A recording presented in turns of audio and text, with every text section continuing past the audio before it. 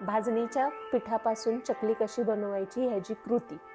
1 kilo भाजणीच्या पिठाचं प्रमाण, 1 kilo भाजणी, 1.5 litre पाणी, 30 gram मीठ, 40 ग्रॅम मिरची पावडर, 30 ग्रॅम तीळ, 50 ml तेल। आता एका पातेल्यामध्ये 1.5 लिटर पाणी आपल्याला पूर्ण घ्यायचं आहे। आपण पूर्ण पाणी घेऊया, 1.5 लिटर। 1.5 लिटर पाणी मी टाकते पूर्ण। त्यामध्ये तीळ, मिरची पावडर, मीठ, तेल हे सगळं टाकल्यानंतर व्यवस्थित एकत्र मिक्स करून घ्यायचं। मी तुम्हाला आता रंग किती छान आलाय तो दाखवते। आता हे पातेलं आपण गॅस बंद करून हे पातेलं खाली घ्यायचं। त्यामध्ये आपल्या भाजणीचं पीठ थोडं थोडं करून मिक्स करायचं। मिक्स केल्याने खूप छान रंगही येतो चकलीला आणि एकसारखं पीठ भिजवलं जातं। बघा मी कशा पद्धतीने पीठ भिजवत आहे। थोडं थोडं करून पीठ टाकल्याने एकसारखं पीठ होतं।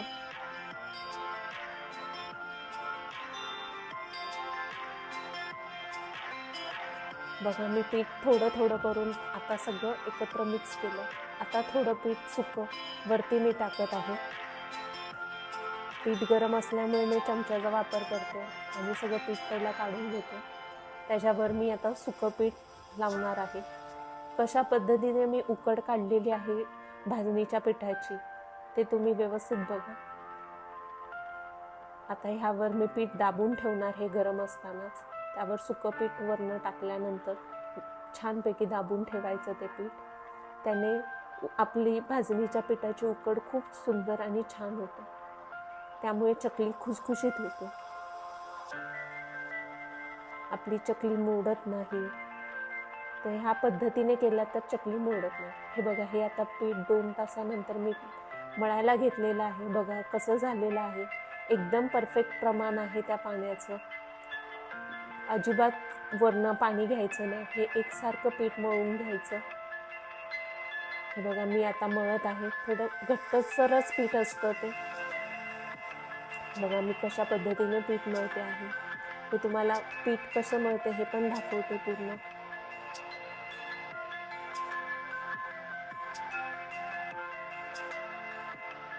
हे बघा पीठ मळून झाल्यानंतर कसं दिसतंय बघा। हे बघा मी तुम्हाला म्हटलं त्याप्रमाणेच हे पीठ जास्त पातळ नाही, जास्त घट्ट नाही, बरोबर मऊसूत। माझा हात बघा कसा जातो। आता मी तुम्हाला चकली करून दाखवते। मी एकसाथ चकल्या करून तुम्हाला तेलात कशा तळायच्या हाही दाखवते। आता मी ह्या बघा चकल्या केलेल्या आहेत सगळ्या एकसारख्या। आता फुल गॅस करायचा। तेल पूर्ण जास्त गरम करायचं। एक एक चकली फुल गॅसवरच ठेवायचं। एक एक चकली त्या तेलात सोडायची। बघा ती चकली टाकल्यानंतर वरती तरंगत आहे। अशा पद्धतीने ती चकली वर तरंगली की गॅस कमी करायचा आणि मग हळू गॅसवरती चकली भाजून घ्यायची। ही बघा ही अशा पद्धतीने चकली होते। अशी खुसखुशीत एकसारखी चकली होते। चकलीला तेलही लागलेलं नाही आहे। बघा माझ्या हाताला कुठे एवढं तेल लागलेलं नाही आहे। ही बघा ही अशा पद्धतीने आपली चकली झालेली आहे आपल्या भाजणीची। तर नक्कीच तुम्ही ह्या भाजणीच्या पिठाच्या चकल्या अशा पद्धतीने करा। तुमचीही अशी छान चकली होईल आणि मला कमेंट करून सांगा।